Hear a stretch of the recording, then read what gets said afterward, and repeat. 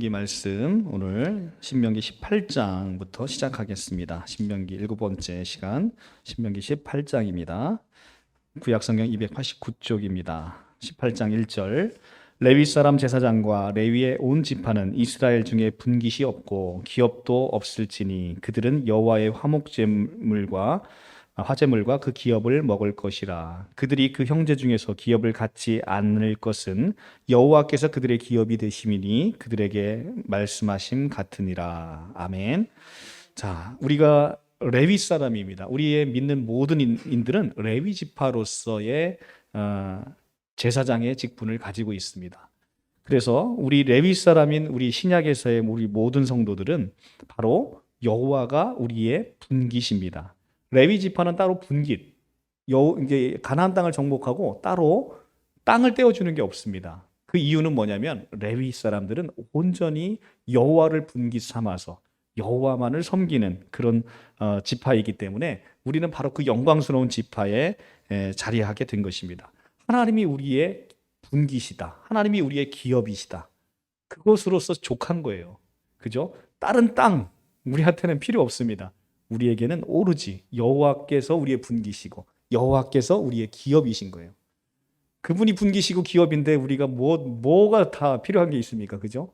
그분이 풍성하게 우리에게 자신이 갖고 있는 모든 걸 우리에게 주시기 때문에 우리는 그분으로 기업 삼아 우리에게 모든 것을 허락하시고 주시는 풍성한 은혜를 누리시기 바랍니다. 5절 이는데 하나님 여호와께서 내 모든 지파 중에 그를 택하여 내시고 그와 그 자손에게 항상 여호와의 이름으로 서서 섬기게 하셨습니다. 레위 지파는 하나님께서 모든 지파 중에서 특별히 선택하셔서 내시고 그와 함께 그 자손들과 항상 여호와의 이름으로 서서, 그렇죠? 우리 믿는 사람들의 가장 복된 소식은 우리와 우리의 자손 모두가 항상 여호와의 이름으로 서 있는 거예요. 여호와의 이름으로 서서 하나님을 섬기는 것, 이것이 세상에서 가장 큰 복이라는 것입니다. 이 복을 충만히 누리시기를 간절히 바랍니다. 6절 이스라엘 온 땅 어떤 성읍에든지 거주하는 레위인이 간절한 소원이 있어 그가 사는 곳을 떠날지라도 여호와께서 택하신 곳에 이르면 여호와 앞에 선 그의 모든 형제 레위인과 같이 그 하나님 여호와의 이름으로 섬길 수 있나니 그 사람의 몫은 그들과 같을 것이요 그가 조상의 것을 판 것은 별도의 소유니라. 자, 이 말은 좀 언뜻 보면 말씀이 좀 어렵잖아요. 근데 이것은 굉장히 쉬운 얘기예요. 레위인들이 지방에 살고 있는 레위인이 있고 중앙 성소에서 섬기는 레위인이 있어요. 근데 여기서 이스라엘 온 땅 어떤 성읍에든지 거주하는 레위인이, 이것은 지방에 살고 있는 레위인이, 이런 뜻이에요. 지방에 살고 있는 레위인이 간절한 소원이 있어서 그가 사는 곳을 떠나서 여호와께서 택하신 곳, 이것을 계속해서 제가 말씀드리지만 중앙 성소를 가리킨다고 말씀드렸어요. 그러니까 지방에 살고 있는 흩어져 살고 있는 레위인 중에서 중앙 성소로 진출하고 싶은 레위인이 있을 때 그들이 올라오거든 중앙 성소에 봉사하던 레위인과 동일한 대우를 받을 수 있도록 이렇게 규정하고 있는 겁니다. 이처럼 지방에 거주하는 레위인들의 중앙 성소에 진출할 수 있는 규례를 주고 있는 것은 중앙 레위인들의 교권하를 막고 순수한 열정을 지닌 레위인으로 하여금 중앙 성소에서 봉사할 수 있는 기회를 줘서 계속해서 이 피가 순환할 수 있도록 그렇게 둔 것으로 여겨집니다. 그러니까 뭔가가 한 곳에 고여 있으면, 누군가의 도전을 받지 않으면 계속해서 우리는 정체되어 있고 부패하게 되는 것이죠. 그래서 견제받지 않는 권력이 위험하듯 마찬가지로 중앙성소 레위인도 끊임없이 지방에서 오시는 이 레위인을 통해서 계속 도전받도록 그렇게 하신 것입니다. 18장 6절에 간절한 소원이 있어라는 히브리 단어는 베콜 아와트 나시프시오라는 그 히브리 단어인데, 이걸 직역하면 그의 영혼의 모든 갈망으로라고 번역할 수 있어요. 그러니까 간절한 소원이 있다는 것은 그 갈망이 영혼의 갈망이라는 데 초점이 맞춰져 있다는 겁니다. 그래서 자기 지역을 떠나 하나님께 택하신 유일한 성막인 중앙 성소로 가고자 하는 것이 어떤 개인의 일신의 영달을 위해서 가는 게 아니라, 어떤 자기의 명성을 위해 가는 게 아니라 하나님께 택하신 곳에 가고 싶은 그 열망은 오로지 영혼의 갈망이다. 그래서 영혼의 갈망 때문에 그 갈망을 하나님께 더 크게 봉사하고 싶은 그 영혼의 갈망으로 중앙성소에 가고 싶어 하는 마음을 표현하고 있는 겁니다. 그래서 간절한 소원이 있다라는 건 바로 그런 뜻이에요. 자기의 일신의 명예를 위해서 어떤 자기의 목회 사역지를 결정해서 가고 싶다, 이런 의미가 아닙니다. 그렇기 때문에 우리는 하나님께서 주시는 것에 만족하지만 하나 더 큰 열망, 하나님에 대한 더 큰 열망으로 하나님께서 쓰고자 하실 때는 우리가 거기에 순종해야 되는 것이죠. 여호와께서 택하신 곳이라는 것은 누누이 말씀드리지만 여호와께서 자기 이름을 두시려고 택하신 성막이 있는 중앙 성소를 이야기합니다. 신명기 12장 5절에 나오죠. 그래서 신명기 18장 9절에서 14절의 말씀을 보겠습니다. 내 하나님 여호와께서 내게 주시는 땅에 들어가거든 너는 그 민족의 가증한 행위를 본받지 말 것이니. 자, 지금 우리가 신명기 말씀을 다시 한번 저희가 환기시켜주면 어떤 배경이라고 그랬어요? 지금 모압 평지에 모여 있어요. 출애굽 1세대가 불순종함으로 다 죽었어요. 그리고 나서 이제 출애굽 2세대가 다시 집결했어요. 이제는 요단강을 건너야 됩니다. 요단강 건너서 전쟁을 시작해야 되는 거예요. 그때 이스라엘 백성들을 모아놓고 모세는 한 달 있으면 죽을 거예요. 죽기 전에 모세가 마지막 유언으로 3편의 설교를 하고 있는 것이 바로 신명기 말씀이다. 그리고 이제 이 말씀을 듣는 출애굽 2세대는 곧 전쟁을 해서 그 땅을 차지할 사람이래요. 그러니까 그 땅을 차지할 백성들에게 지금 얘기하는 거예요. 내 하나님 여호와께서 내게 주시는 땅에 들어가거든 너는 그 민족들의 가증한 행위를 본받지 말 것이니, 이렇게 얘기를 합니다. 그러니까 이들에게 있어서는 이미 그 땅을 여호와께서 주셨다는 확신이 있는 거예요. 그죠? 그 땅에 들어가거든 들어가서 정복도 못 하는데 뭐 거기에 그 민족들의 가증한 행위를 본받을 것이냐 말 것이냐를 논할 이유가 없잖아요. 그러니까 우리 믿는 사람들은 하나님께서 이미 약속으로 주신 거예요. 우리가 그날이 과연 그날이 올까라고 생각하는데 그날은 반드시 온다는 거죠. 그날은 반드시 와요. 우리는 그것을 미리 내다보고 미리 내다보면서 평안과 기쁨을 찾는 거예요. 지금 현실은 너무나 고통스러워요. 지금 현실은 너무나 피폐합니다. 우리 사랑하는 우리 성도님도 가족분이 아직 신천지에 빠져 있어요. 그죠? 근데 나와서 여기서 지금 피아노 치고 있을 날이 멀지 않았다니까요. 그것을 미리 보고 기뻐하는 거예요. 미리 보고 감사하는 거예요. 우리는 그게 우리 눈에는 보이지 않죠. 그렇지만 시간을 벗어나 있는 하나님의 눈에는 이미 그 아름다운 교회가, 우리 교회가 지금 이렇게 미약한데, 시작이 미약한데 정말로 많은 영혼들을 구원해내서 하나님께 영광을 드리는 풍성한 교회로 세워져 있음이 누구는 보인다? 하나님은 보이신다. 그걸 우리도 미리 같이 말씀을 통해서, 약속을 통해서, 하나님의 약속이니까 틀림없을 거 아니에요. 그 약속을 보고 그 약속을 듣고 우리도 하나님을 신뢰하면서 그것이 이루어졌다는 것을 믿고 감사하고 기뻐하는 것. 지금 그걸 하는 거예요. 10절, 그의 아들이나 딸을 불 가운데로 지나게 하는 자나 점쟁이나 기중을 말하는 자나 요술하는 자나 무당이나 진언자나 신접자나 박수나 초혼자를 너희 가운데 용납하지 말라. 이 잡신들을 용납하지 말라는 거예요. 근데 중요한 것은 그의 아들이나 딸을 불 가운데로 지나가게 하는 자, 이게 뭐냐면 몰렉에게 인신제사 드리는 아주 사악한 풍습이 있었어요. 가나안 땅에는 자기 자녀를 드리는 거예요. 자기 자녀를, 그것 어린 자녀를 몰렉이라는 신에게 불로 태워 죽이는 거예요. 자기 자식을. 그러니까 인간이 얼마나 사악한지 알겠죠. 그러니까 인간이 사랑이 아무리 넘쳐 흘러도 이렇게 자기 자식을 갖다가, 그리고 또 나중에 우리 이제 더 가게 되면 이제 열왕기 상하 뭐 이렇게 쭉 더 가게 되면요, 이스라엘 백성들이 어떻게 하냐면 자기 자식을 잡아먹어요. 자기 자식을, 그리고 이제 먼저 너희 자식을 잡아먹어라. 그래서 그 자식을 잡아먹고 너무 배고프니까 이 전쟁에서 너무 고통스럽고 너무 배고픈 데서 시달리니까 자식을 잡아먹어요. 그리고 이제는 내 자식을 잡아먹을 차례가 되는 거예요. 삶아먹을 차례가 된 거예요. 그래서 우리 차례가 되니까 그 자식을 데리고 도망가요. 이런 일들이 이제 성경에서 우리가 진짜로 이스라엘 역사 속에서 보게 된다는 거죠. 이게 얼마나 끔찍한 일이에요. 그러니까 인간이 얼마나 패역한지를 보여주는, 얼마나 이 하나님 없이 사는 삶이 얼마나 곤고하고 얼마나 이 표륜적인 것으로 가게 되는지를 우리가 이 성경의 역사 속에서 우리가 계속 그거 보게 되는 거예요. 그러니까 지금 이 얘기를 하는 거예요. 그 아들이나 딸을 불 가운데로 지나가게 하지 말라는 거예요. 그 자를 본받지 말라는 거예요. 자기 자식을 몰래에게 인신 제사 드리는 이런 가증한 일을 행하지 말라는 겁니다. 그런데 이렇게 모세가 신신당부했는데 이스라엘 백성들이 할까요? 안 할까요? 하죠. 이스라엘 역사 속에서 이들이 자기 자식을 몰래에게 드려요. 그러니까 참 너무 안타까운 거죠. 그리고 여기서 이제 초혼자라는 단어가 나 11절에 초혼자는 죽은 자를 찾아서 그에게 묻는 거예요. 무당 같은 거죠. 접신하는 거죠. 접신. 그래서 죽은 자를 찾아서 그에게 자기의 앞날을 물어보는 거예요. 자기 앞날을 왜 물어봅니까? 여호와께서 우리의 주인이시고 여호와께서 우리를 지키시고 여호와께서 우리의 앞날을 다 형통하게 하셨는데 우리가 물어볼 게 뭐가 있어요? 무당한테 가서 물어볼 게 뭐 있냐고, 귀신한테 물어볼 게 뭐 있냐고요. 여호와께서 우리의 앞날을 책임져 주시는데 우리는 그 믿음으로 사는 거죠.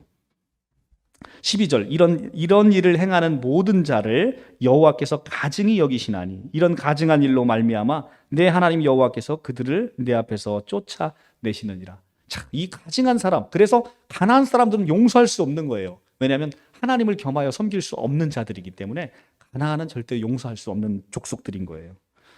자, 이렇게 하나님은 죄에 대해서 아주 엄하십니다. 내가 쫓아낼 이 민족들은 기륭을 말하는 자나 점쟁이의 말을 듣거나 내게는 내 하나님 여호와께서 이런 일을 용납하지 아니하시느니라. 아멘. 그죠? 미래를 점치는 것 같이 어리석은 자가 없습니다. 오직 우리는 여호와를 신뢰할 뿐인 것이죠. 자, 그래서 이 영매 추종 금지 명령, 이걸 이제 이 사람들을 영매라고 하거든요. 영매 추종을 금지하는 명령을 이제 내리십니다. 그래서 이것에 이어서 이제 선지자를 일으킬 거라는 약속을 주십니다. 15절. 내 하나님 여호와께서 너희 가운데 내 형제 중에 너를 위하여 나와 같은 선지자 하나를 일으키시리니 너희는 그의 말을 들을지니라. 이것은 곧 내가 총회의 날에 호렙산에 내 하나님 여호와께서 구한 것이라. 곧 내가 말하기를 내가 다시는 내 하나님 여호와의 음성을 듣지 않게 하시고 다시는 이 큰 불을 보지 않게 하소서. 두렵건대 내가 죽을까 하나이다 하매 여호와께서 내게 이르시되 그들의 말이 옳도다. 자, 이건 무슨 얘기냐면 모세가 산에 가서 율법을 받았잖아요. 율법 받을 때 혼자 가서 받았다는 거예요. 근데 원래는 이스라엘 백성들이 그 여호와께서 이 호렙산에 내려오는 걸 보고 너무 두려운 거예요. 그러니까 왜냐하면 죄인은 하나님 앞에 딱 섰을 때 어떤 반응이냐면 두려워 떠는 자예요. 엎드려지는 자입니다. 하나님 앞에 죄인의 모습으로 서 있을 수 없다는 거예요. 그냥 보는 순간 죽는 거예요. 그러니까 이스라엘 백성들이 모세한테 뭐라고 했냐면 다시는 우리가 저 하나님의 불을 보지 않게 너 혼자 가라 라고 얘기한 거예요. 그러니까 그런데 이제 여호와께서 내 말을 내게 이르시되 그 말이 옳도다. 옳죠. 왜냐하면 죄인들이 하나님 앞에 설 수 없기 때문에. 그래서 지금 15절에 뭐라고 얘기하냐면 이제 나는 이제 죽을 거야. 나 모세 죽을 건데 그런데 걱정하지 마. 나와 같은 선지자 하나를 일으키리니 너희는 그의 말을 들을지라. 이제 모세가 없어지니까 이스라엘 백성 두려울 거 아닙니까? 이제 하나님을 가운데서 누가 우리에게 하나님의 말씀을 전하고 우리의 억울함을 하나님께 누가 아뢰 수 있겠어요? 모세가 그동안 그 역할을 했는데.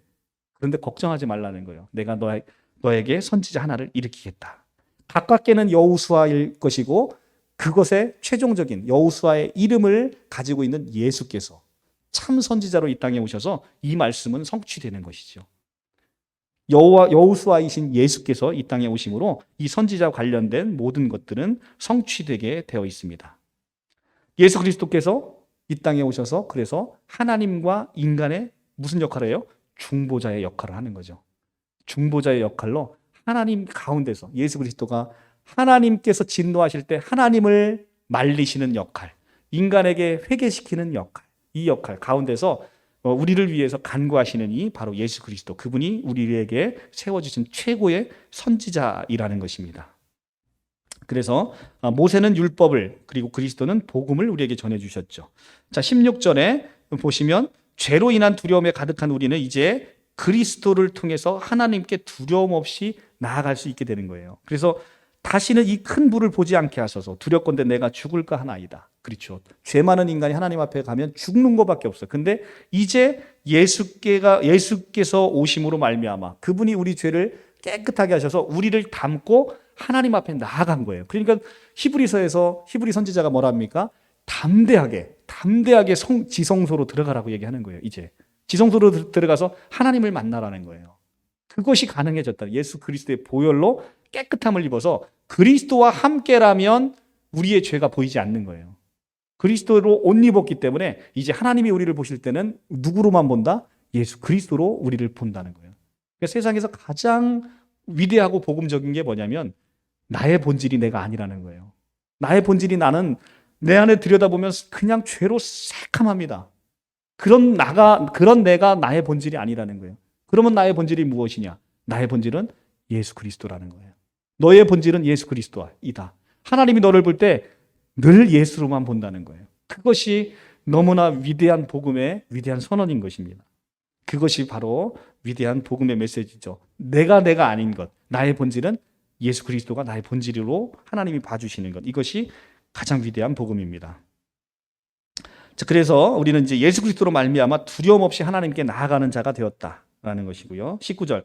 누구든지 내 이름으로 전하는 내 말을 듣지 아니하는 자는 내게 벌을 받을 것이요. 만일 어떤 선지자가 내게 전하라 명령하지 아니한 말을 제 마음대로 내 이름으로 전하든지 다른 신의 이름을 말하면 그 선지자는 죽임을 당하리라 하셨느니라. 자, 그렇습니다. 이게 뒷절도 읽어볼까요? 내가 마음속에 이르기를 그 말이 여호와께서 이르신 말씀인지 우리가 어떻게 알리오하리라. 만일 선지자가 있어 여호와의 이름으로 말한 일에 증언도 없고 성취함도 없으면 이는 여호와께서 말씀하신 것이 아니요 그 선지자가 제 마음대로 한 말이니 너는 그를 두려워하지 말지니라. 아멘. 자, 성도들 우리가 누구든지 내 이름으로 전하는 내 말을 듣지 아니하는 자는 내게 벌을 받을 것이라고 합니다. 그리스도의 말씀은 축복과 심판의 절대 기준이 되는 거예요. 누구든지 내 이름으로 전하는 내 말, 내 이름으로 전하는 내 말, 이것이 모든 것의 기준인 거예요. 모든 것의 기준은 예수 그리스도의 말씀입니다. 이것으로 축복과 심판을 나누는 기준이 되는 거예요. 그래서 20절부터 성도가 말씀을 분별하는 영적 지혜가 있어야 된다라고 이야기를 하고 있습니다. 사랑하는 자들아 영을 다 믿지 말고 오직 영들이 하나님께 속하였나 시험하라. 많은 거짓 선지자들이 세상에 나왔습니다. 요한일서 4장 1절 말씀이죠. 지금도 한국에 너무나 많은 거짓 선지자들이 있어요. 그 영이 하나님께 속했나 온전히 분별하라 라고 얘기를 하십니다. 진실된 하나님의 말씀에는 뭐가 있답니까? 증언함과 성취함이 있어요. 근데 거짓 선지자들도 기적과 이적을 행할 수 있어요. 신명기 13장 2절. 기적과 이적을 행할 수 있습니다. 그런데 이는 잠시뿐이에요. 그냥 거짓과 이적을 행할 수는 있지만 그 영혼들을 어디로 데려가지 못한다? 예수 그리스도에게 데려가지 못한다는 거예요. 막 축기하시는 엄청난 능력을 갖고 있는 목사님들 이런 분들 축기 엄청 하시잖아요. 근데 중요한 건 축기의 능력이 중요한 게 아니라는 거예요. 기적이 중요한 게 아니라는 거예요. 결국은 가장 중요한 건 뭐냐면 그들의 영혼, 그 축기를 통해서 그 영혼들을 어디로 데려가야 된다? 예수 그리스도에게로 데려가야 되는 거예요. 그러니까 가장 중심에는 말씀 사역이 있는 거예요. 저에게 아무런 능력이 있으면 뭐예요? 제가 여러분들 세상 가운데 돈이 엄청 많아서 많은 영혼들을 다 구제할 수 있는 능력이 있으면 뭐 하냐고요. 그들을 데려다가 예수 그리스도에게 데려가는 것. 이것이 가장 중요한 사역이라는 거예요. 우리의 사역은. 그래서 나의 자랑함도 아니고 우리 교회의 자랑함도 아닌 거예요. 가장 중요한 건 예수 그리스도에게 그 영혼들을 데리고 가는 것. 이것이 가장 중요하다라고 얘기를 합니다. 그래서 증언과 성취함이라는 건 뭐냐면 그들 안에 예수 그리스도를 태어나게 할 수 있느냐. 그들 가운데 예수 그리스도를 삶의 전부로 만들어줄 수 있느냐. 이것이 증언함과 성취함이에요. 세상의 모든 것들, 다른 것들 이루는 게 증언과 성취함이 아니라 오직 예수를 이루게 할 수 있는지, 그들 안에 예수를 넣어줄 수 있는지. 신천지에서 나오는 게 중요한 게 아닙니다. 나와서 더 중요한 건 뭐냐면 그 안에 예수 그리스도를 이루게 만들어주는 것. 그래서 그들이 참된 구원을 받게 만드는 것. 그것이 중요한 거라는 거죠. 나오는 것보다 더 중요한 것은 나와서 또 나왔는데 또 구렁텅이에 들어가면 아무 의미 없어요. 나와서 또 영벌에 처해지면 아무 의미 없어요. 나와서 그들에게 영생의 선물을 주는 것. 그것이 우리 가족들이 할 일이고 먼저 믿는 우리가 해야 될 일들. 그렇죠? 그들은 죽고 나면 다 영벌에 처해지잖아요. 그것을 우리가 애통하는 마음으로 그들 위해 기도해주고 영생을 선물로 주는 거죠. 그것이 우리가 해야 될 일이다 라는 것입니다. 그래서 이렇게 거짓 선지자와 참 선지자는 그렇게 하나님의 예수 그리스도를 그 안에 온전히 이루느냐에 따라서 이제 결정이 되죠. 그래서 예레미야와 하나냐의 선지자가 예레미야에 가면 하나님의 이름으로 예언을 했는데 결국 예레미야의 말이 성취되고 거짓 선지자로 드러난 하나냐는 결국 죽게 되는 이런 일들이 예레미야 28장 1절에서 7절에도 나오게 됨을 우리가 보게 됩니다. 결국 거짓 선지자의 최후는 어떻게 되는 거예요? 결국은 그들은 그냥 영벌에 처해지는 것도 아니고 가장 먼저 가장 뜨거운 불 속에 뛰어들어가서 결국은 거짓 선지자들은 그에 대한 대가를 받게 될 것입니다. 네, 우리 이만희 총회장님이 이 얘기를 들으면 얼마나 두려워 떨까요? 잠도 못 잘 거예요. 그래서 이렇게 거짓 선지자로 세상을 미혹시킨 그 거짓 선지자, 정말 하나님의 큰 저주가 그에게 임할 것입니다. 자, 신명기 19장 1절에서 13절 도피성에 관한 규제입니다. 도피성 제도는 민수기 35장 9절에서 34절에 이미 주어진 바가 있고 신명기 4장 41절에서 43절에 요단 동편에 이미 세 도피성을 지정했어요. 여기서는 지금 요단강을 기준으로 요단 서편과 요단 동편이 지금 요단 동편에 모여 있는 거예요. 요단 동편에 모여서 요단 동편에도 이미 도피성 3개를 만들었어요. 이제 요단강을 건너가요. 정복을 하게 되면 정복한 곳에 다시 거기에 도피성을 3개를 두다라고 얘기를 하는 겁니다. 19장에 내 하나님 여호와께서 이 여러 민족을 멸절하시고 내 하나님 여호와께서 그 땅을 내게 주심으로 내가 그것을 받고 그들의 성읍과 가옥에 거주할 때. 자, 그러니까 전쟁에서 이긴다 진다? 이긴다. 내 하나님 여호와께서 그 땅을 내게 주심으로. 그죠? 주심으로. 모든 기독교인들은 바로 이 시제를 잘 보셔야 된다는 거예요. 시제를. 주심으로. 하나님께서 이미 약속하신 거니까 이미 이건 우리 땅이에요. 이미 내 땅이에요. 영생, 영원한 천국, 하나님의 나라 우리에게 이미 주셨다는 거예요. 주셨던 거예요. 그런데 너무 안타깝고 불쌍한 게 뭐냐면 많은 기독교인들이 이 하나님의 나라 우리에게 이미 주신 것을 그걸 위해서 평생 기도한다는 거예요. 하나님, 저 천국 들어가게 해주세요. 우리 자식들 천국 들어가게 해주세요. 샤머니즘처럼 그걸 위해서 기도한다는 거예요. 그거 이미 다 우리에게 주었는데 이미 다 준 거를 모르시고 우리가 구할 건 뭐예요? 그 안에서 그 하나님께서 주신 그 안에서 우리가 어떻게 하나님께 순종하며 하나님의 영광을 드러내며 살아야 할 것인지를 구해야 되는 우리가 이미 하나님이 주신 거를 그걸 갖다가 계속 그걸 구하는 어리석음을 범하고 있다는 거예요. 근데 우리가 이제 그거를 거기에 들어가게 거주할 때 내 하나님 여호와께서 내게 기업으로 주신 땅 가운데 새 성읍을 너를 위하여 구별하고 도피성 3개를 구별하여 세우라는 얘기입니다. 자, 땅 가운데에 여기가 이제 중요하죠. 땅 가운데. 자, 이 도피성은 누굽니까? 바로 우리의 죄인들이 도망갈 도피성이 어디예요? 바로 예수 그리스도 아니십니까? 예수 그리스도. 땅 가운데 이 도피성을 두라는 얘기는 우리 마음 가운데 우리의 중심에 무엇이 있어야 된다는 거예요? 예수 그리스도께서 있어야 된다. 우리 중심에 우리 한가운데 예수 그리스도께서 우리에게 있으셔야 됨을 우리에게 알려줍니다. 내 하나님 여호와께서 내게 기업으로 주신 땅 전체를 세 구역으로 나눠서 길을 닫고 모든 살인자들을 그 성읍으로 도피하게 하라. 그렇죠. 우리의 도피성은 예수 그리스도예요. 모든 죄인들 이곳에 가야 도피성에 가게 되면 거기서 새 삶을 얻게 되는 거예요. 자, 그래서 도피성을 두고 그 다음에 거기에서 길을 닫고 우리의 구원의 장애물을 제거해야 함을 보여주는 겁니다. 길을 닦는다. 도피성을 만들 때 길을 닦는다는 건 우리의 구원의 장애물들을 다 제거하라는 얘기예요. 영적인 도피성을 그리스도에게 두고 있는 우리로 하여금 구원의 성에 이르는 길의 역할을 하여주는 복음을 전하는 데 있어서 거추장스러운 장애물과 방해거리를 없도록 해야 된다라는 것을 교훈해주고 있다는 것입니다.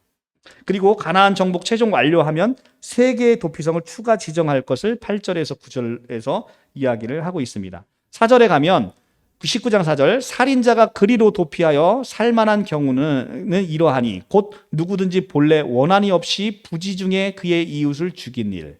자, 그러니까 뭐냐면 부지중에 죽였다는 건 일부러 사람을 죽인 게 아니에요. 고의범이 아니라 과실치사범을 이야기합니다. 과실치사범의 경우에 이 도피성에서 보호를 받는 것이고 고의로 사람을 죽인 자는 구원받지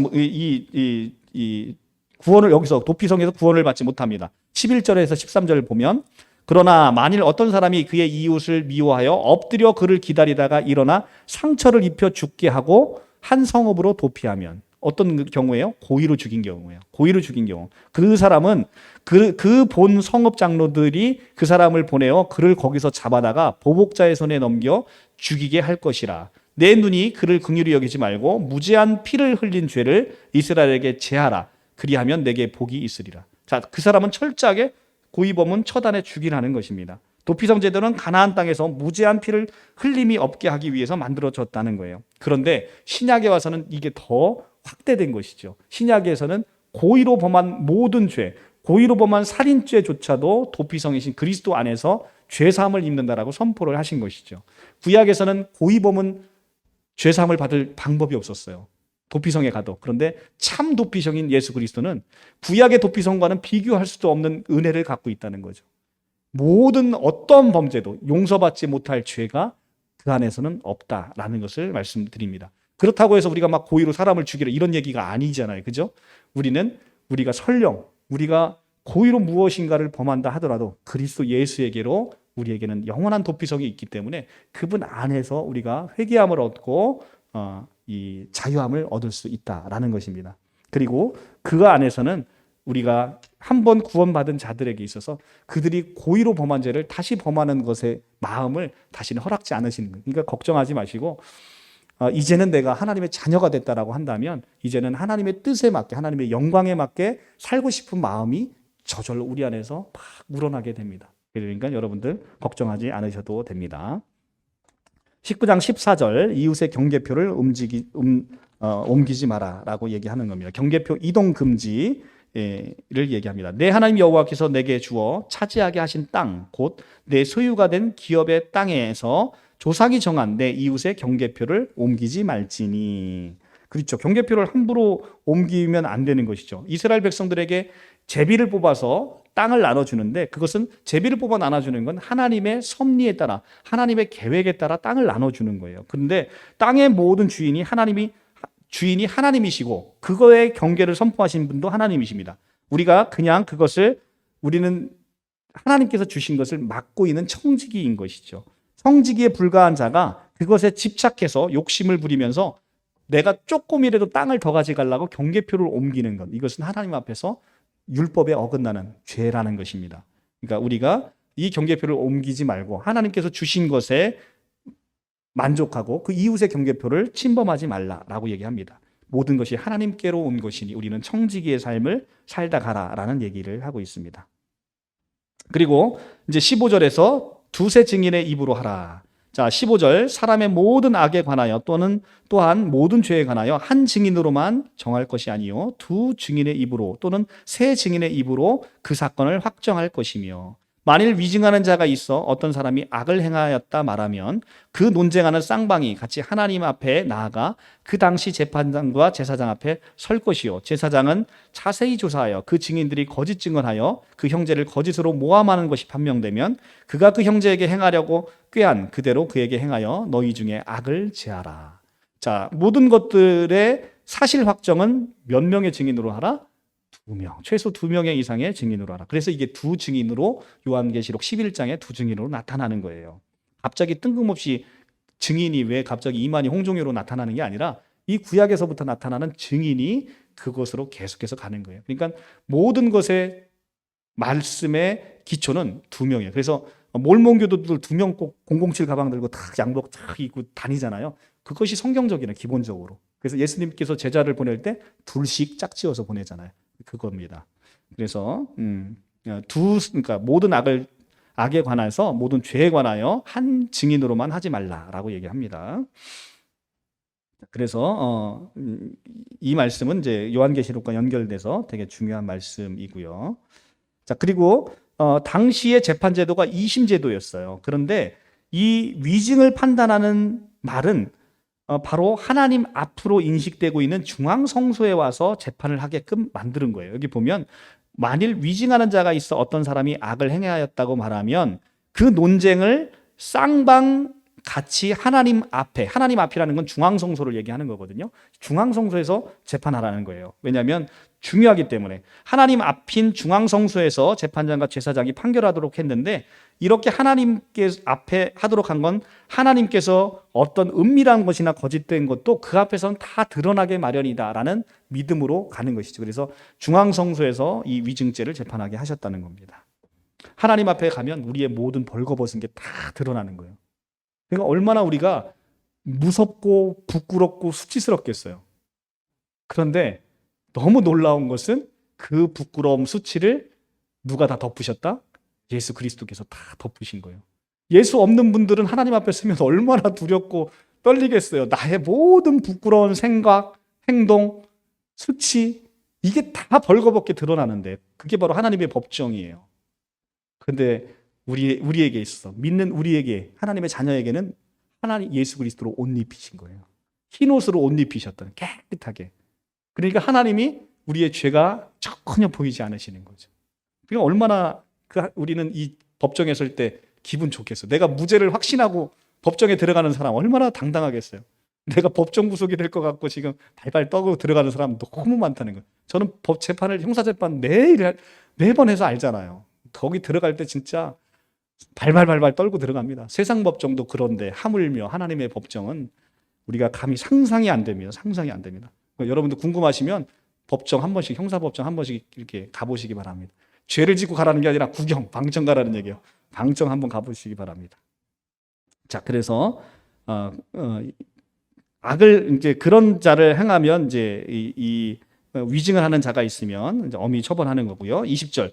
그리하면 그 남은 자들이 듣고 두려워하여 다시는 그런 악을 너희 중에 행하지 아니하리라. 내 눈이 긍휼히 여기지 말라. 생명에는 생명으로, 눈에는 눈으로, 이에는 이로, 손에는 손으로, 발에는 발로니라. 자, 이게 뭐냐면 이 하나님께서는 죄인에 대해서는 긍휼하게 여기셔요. 그런데 죄에 대해서는 아주 단호하십니다. 죄인과 죄는 구분되는 거예요. 죄인은 다시 회개해서 돌아올 기회가 있잖아요. 그런데 죄는 용서받지 못하는 거예요. 우리가 지은 죄는 용서받지 못하는 거예요. 그런데 죄인인 우리는 회개하고 돌아갈 기회가 있다는 거예요. 죄와 죄인은 다른 거예요.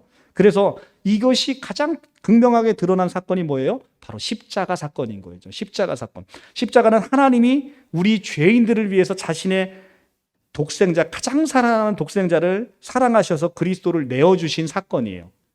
그러면 어떻게 보면 공의롭지 못하잖아요. 왜냐하면 죄인들을 위해서 자기 가장 사랑하는 걸 내주셨으니. 근데 하나님은 자기가 사랑이심을 그를 통해서 보여주는 거예요. 하지만 자기의 가장 사랑하는 독생자를 십자가에 못 박혀 죽게 만들므로 하나님이 얼마나 죄에 대해서 단호하시고 죄를 미워하시는지, 반드시 죄에 대한 심판이 있어야만 그 사랑을 우리에게 베풀 수 있는, 사랑과 공의가 한 곳에 드러나 있는 바로 그것이 바로 십자가인 거죠. 사랑과 공의가 함께 어우러져 있는 바로 그것의 절정체가 바로 십자가이다라고 얘기를 하고 있습니다.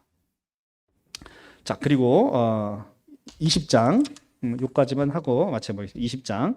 자, 20장. 내가 나가서 적군과 싸우려 할 때 말과 병거와 백성이 너보다 많음을 볼지라도 그들을 두려워하지 말라. 애굽 땅에서 너를 인도하여 내신 내 하나님 여호와께서 너와 함께 하시는. 자, 이들은 지금 이 말씀을 듣는 사람들은 지금 어떤 사람이에요? 곧 출병을 해야 되는 사람이에요. 곧 출병. 이제 요단강을 건너가서 전투를 해야 되는 사람들이에요.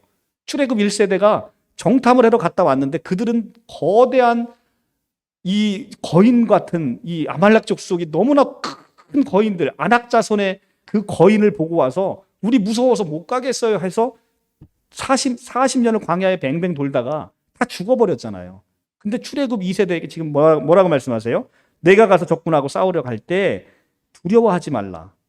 애굽 땅에서 너를 인도하여 내신 내 하나님께서 너와 함께 하시느니라.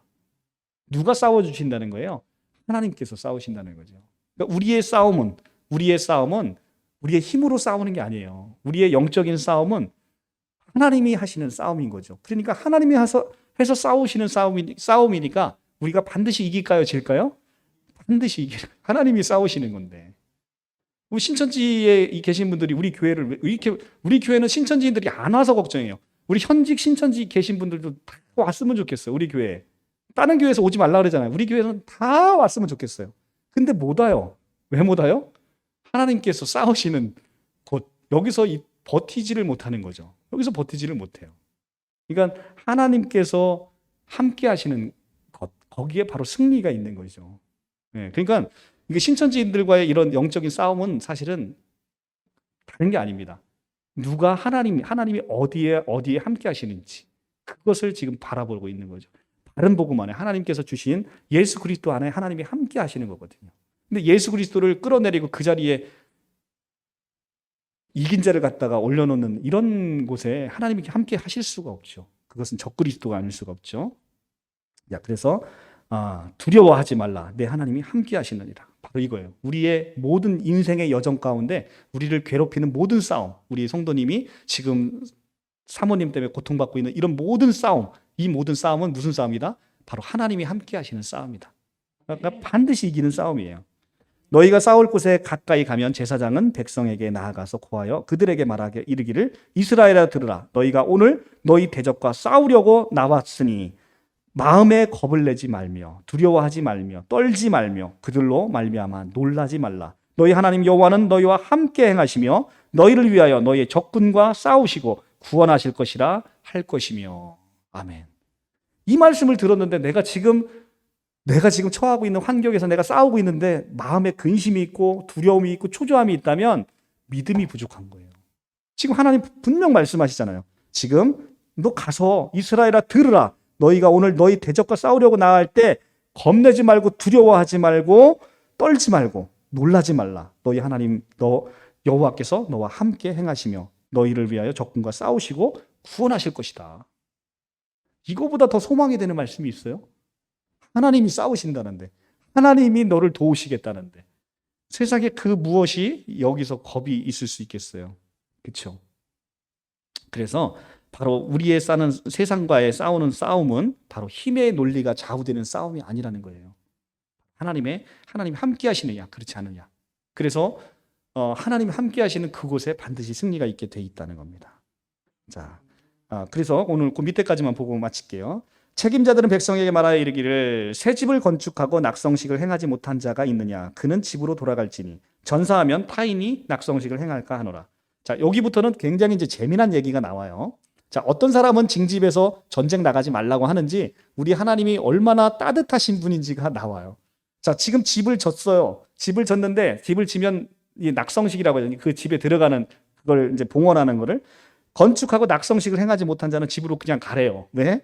타인이 그 낙성식을 행하고 얘가 죽어버리면 타인이 낙성식 행하고 그 집을 살면 얘 얼마나 억울해요. 그러니까 너는 그런 애는 나가지 말라는 거예요. 집 걱정하는 애 너 나가지 말라는 거예요. 그 다음에 포도원을 만들고 그 과실을 먹지 못한 자가 있느냐 그는 집으로 돌아갈지니 전사하면 타인이 그 과실을 먹을까 하노라. 그렇죠? 과일을 이걸 심었는데 이걸 한 번도 먹지 못한 자가 그게 걱정이 돼. 나 집에 이게 먹을 거 심어놨는데 그게 걱정돼. 나가지 말라는 거예요. 여자와 약혼하고 그와 결혼하지 못한 자가 있느냐 그는 집으로 돌아갈지니 전사하면 타인이 그를 데려갈까 하노라 하고. 얼마나 억울해요. 결혼했는데 그죠? 다른 남자가 데려가면 얼마나 억울해요. 자, 이렇게 이런 자 책임자들은 또 백성에게 말하여 이르기를 두려워서 마음이 허약한 자가 있느냐 그는 집으로 돌아갈지니 그의 형제들의 마음도 그의 마음과 같이 낙심될까 하노라. 우리 하나님의 이 따뜻한 마음, 얼마나 하나하나를 세심하게 배려하는 하나님의 마음이 그냥 구구절절히 맺히지요. 백성에게 이르기를 마친 후에 군대의 지휘관을 세워 무리를 거느리게 할지니라. 자, 그러면 이렇게 하나님께서 세세하게까지 아주 자비를 베푸시죠. 그래서 이제 이렇게 자기를 부인하지 못하고 오는 자, 이런 자들은 사실은 이들은 돌아가지만 결국 이들이 얻을 수 있는 큰 상급을 놓치는 자들인 거잖아요. 결국은 우리가 하나님의 군대가 되고 하나님의 군병이 되는 것은 예수께서 마태복음 16장 24절에 누구든지 나를 따라오려거든 자기를 부인하고 자기 십자가를 지고 나를 따를 것이다 라고 얘기하잖아요. 그러니까 자기를 부인하고 십자가를 질 준비가 되어 있지 않은 자들은 그 영광에도 함께 참여할 수 있는 자가 아니라는 거예요. 그러면 우리가 물론 연약한 자들을 배려해서 하게 되지만 이 연약한 자들은 언제나 늘 연약한 자리에 머물러 있을 수 없는 거잖아요. 그래서 이제 나의 연약함을 벗고 신앙생활 한 지가 벌써 10년 되고 20년 됐는데 언제나 늘 섬김을 받는 자리에만 있으면 너무 안타깝잖아요. 이제는 나도 누군가를 섬기고 그래서 내 십자가를 내려놓고 나도 배고파 죽겠어. 그런데 누가 새신자가 와서 누가 계시면 먼저 양보를 해서 다 섬기는 이 모습, 이것이 먼저 성숙한 자들의 삶이라는 거죠. 그러니까 나를 부인하고 나의 십자가를 지고 이렇게 나아가는 것, 이것이 너무 귀하다는 것입니다. 그리고 내가 어떤 성읍에 나아가서 치료할 때 그 성읍에 먼저 화평을 전하라. 그 성읍이 만일 화평으로 화답하고 너희를 향하여 성문을 열거든 그 모든 주민에게 내게 조공을 바치고 너를 섬기게 할 것이요 만일 너와 화평을 거부하고 너를 대적하고 싸우려거든 너는 성읍에서 애워쌀 것이며 내 하나님 여호와께서 그 성읍을 내 손에 넘기시거든 너는 칼날로 그 안에 남자를 다 쳐 죽이고 오직 여자들과 유아들과 가족들과 성읍 가운데 있는 모든 것을 너를 위하여 탈취물로 삼을 것이며 너는 내 하나님 여호와께서 내게 주신 적군에게 빼앗은 것을 먹을지니라. 자, 이것은 뭐에 대한 얘기냐면 가나안 이외의 족속에게 하는 얘기예요. 그러니까 가나안 족속 이외에는 먼저 화평을 전하라는 거예요. 그리고 그들이 항복하면 그들을 선대해 주라는 거예요. 그런데 그들이 대적할 때는 남자를 다 죽이고 그들의 여자와 아이들과 탈취물을 가지라는 거예요. 그런데 바로 바로 밑에는 이제 가나안 족속에게는 다른 명령을 하십니다. 16절부터는 가나안 족속에게 내리는 그 명령이에요. 오직 내 하나님 여호와께서 내게 기업으로 주시는 이 민족들의 성읍에서는, 이 민족들이 뭐냐면 가나안 족속이에요. 이 민족들의 성읍에서는 호흡이 있는 자는 하나도 살리지 말고 남자건 여자건 애들이건 단 한 명도 살리지 말고 다 죽여버리라는 거예요. 가나안 족속 외의 족속하고 다르죠? 지금 이게 두 개를 구분하고 있어요. 왜냐? 가나안 족속은 바로 그 족속이 어떤 족속이냐? 곧 헷 족속, 아모리 족속, 가나안 족속, 브리스 족속, 히위 족속, 여부스 족속은 내가 진멸하되 내 하나님 여호와께서 내게 명하신 대로 하라. 이는 그들이 그 신들을 행하는 모든 가증한 일을 너희에게 가르쳐 본받게 하여 너희가 너희 하나님 여호와께 범죄하게 할까 함이니라. 이 가나안 족속은 바로 이런 족속이라는 거죠. 너희가 여기에 물들어서 너 하나님 여호와를 떠나게 하는 족속이기 때문에 이들은 철저하게 미워하시는 거예요. 그러니까 우리 안에 있는 가나안 족속은 다 진멸을 해야 되는 거예요. 용서하면 안 되는 거예요. 그러니까 하나님을 대적하게 하는 내 안에 있는 모든 마음들, 이것들은 성령의 불로 다 태워버려야 되는 거예요. 성령의 불로. 그러니까 내가 하나님을 떠나게 하는 그 어떤 것, 그것이 돈이든 명예든 자식이든 모든 것이든 그것이 하나님을 섬기는데 반대 방향으로 가게 되면 성령의 불로 다 태워버려야 되는 거예요. 그것은 다 태워버리는. 가나안 족속에 우리 안에 있는 가나안 족속, 우리를 멀게 하는 가나안 족속은 우리 안에 있는 모든 가나안 족속은 다 태워버려야 된다는 거죠. 그리고 가나안 족속 이외의 것은 화평을 해서 그것이 하나님과 조화를 이룰 수 있으면 그것은 우리가 선대하게 하는 것이죠. 바로 이것입니다. 그리고 그들을 진멸할 때 수목을 찍어내지 말라고 얘기하는 건 그 수목으로 인해서 이스라엘 백성들이 이제 먹을 것을 양식을 누려야 되기 때문에 이제 그 말씀을 전해주고 있습니다. 자, 그래서 과도한 그 과목을 훼손하는 것을 이제 금지하고 있죠. 자, 이렇게 하나님과 화평을 거절하는 자는 진멸을 당하게 되는 것입니다. 성도는 거룩함을 침해하는 요소들을 철저히 배격해야 되는 것이죠. 그리고 성도의 영적 전쟁은 맹목적 파괴에 있지 않고 모든 것이 새롭게 하는데 그 목적이 있는 것입니다. 그래서 우리의 영적 투쟁은 우리 안에 있는 모든 것들을 그리스도로 새롭게 하는 것, 그것에 있다는 것. 그래서 그리스도 아닌 것은 우리는 철저하게 우리 안에 불태워 없애고 오직 우리가 그리스도의 장성한 분량으로 자라났기를 간절히 소원하는 마음으로, 그래서 그 마음으로 우리가 평생 살아가질 때 우리는 은혜 가운데 그리고 평생 하나님의 충성된 종으로 하나님께서 우리를 볼 때 착하고 충성된 종아, 내가 나와 함께 이 천국 잔치를 맛보리라, 이렇게 얘기를 하시는 것이죠.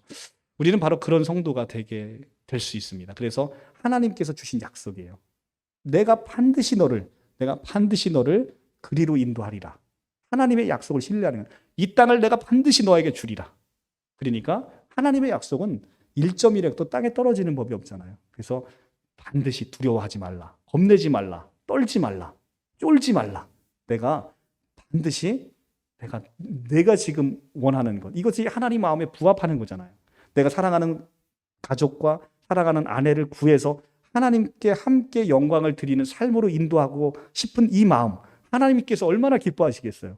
그 기도를 왜 안 들어주시겠어요? 반드시 들어주시는 거죠. 그러니까 겁내지 말라, 떨지 마라. 하나님이 함께 하신다. 바로 그 말씀에 여러분들이 위로가 되셨으면 좋겠습니다. 기도하겠습니다.